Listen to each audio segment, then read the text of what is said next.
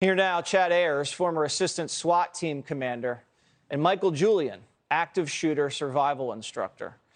All right, Chad, in terms of the proper protocol, from what I understand, waiting an hour is not it. Aren't you supposed to run right towards the fire and eliminate the shooter as fast as humanly possible? You're exactly right, Jesse, and that's how we train, is the moment that call comes out, you don't wait on your backup. You go straight there. If you can't get through the front door, you drive your patrol car through the front door. You have to get in there, just like you finished talking about. Every second is another life, and we know that you can bleed out in 3 to 5 minutes.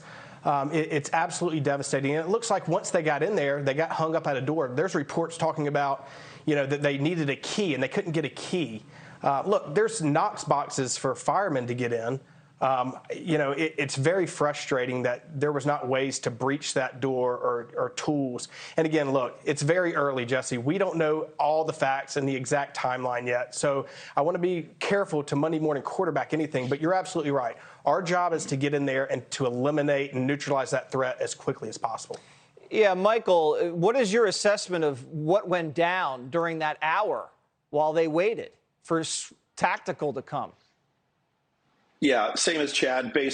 I wasn't there, but based on what I'm being told, there's a lot of mistakes made. It's very unfortunate.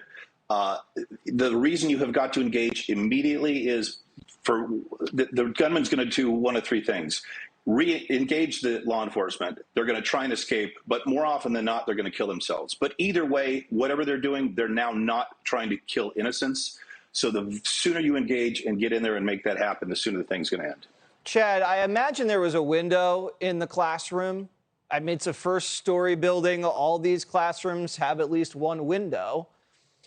Would someone have thought maybe just to circle around to the outside, probably while the shooter's focused on the door, and maybe try to get a shot through the window? Because the kids are short and they're on the ground. And this guy's 18, he's tall, his head's sticking right out. Why couldn't you just put one right through his head through the window?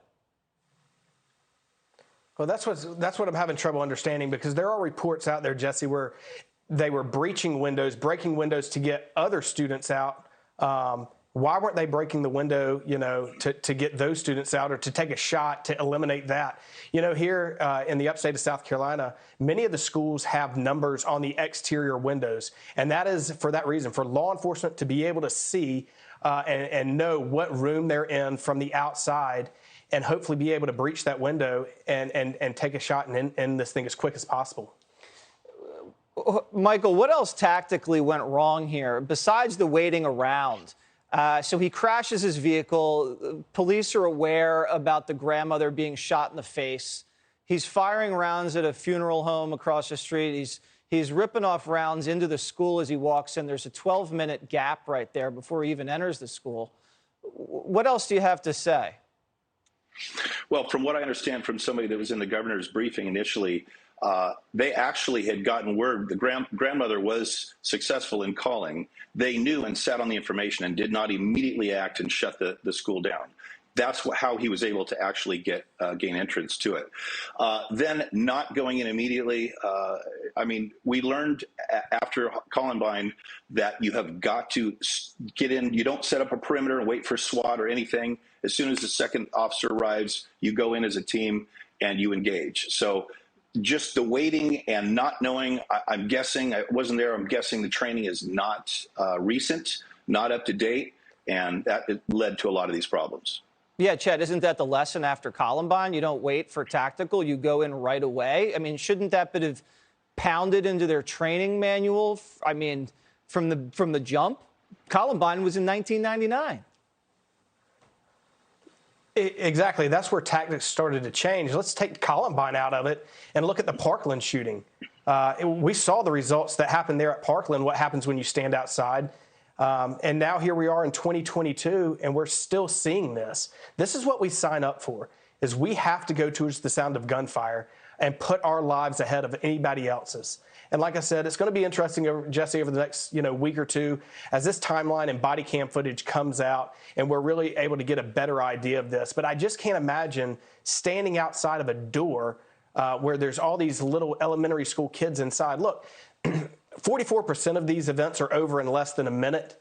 15% of them are over in 5 to 15 minutes, which means a total of 85% are over in 5 minutes or less. So none of these attacks, and this was from a Secret Service study, none of these attacks lasted longer than 15 minutes. So I agree with Michael. It appears to be a training scar somewhere. Yeah, I mean, at least you got to get into the door just to give aid to the kids who were bleeding out. I mean, just that alone to rescue the kids who were already shot just makes your heart break. All right, Chad, Michael, thank you guys for sharing your expertise with us. We really appreciate it.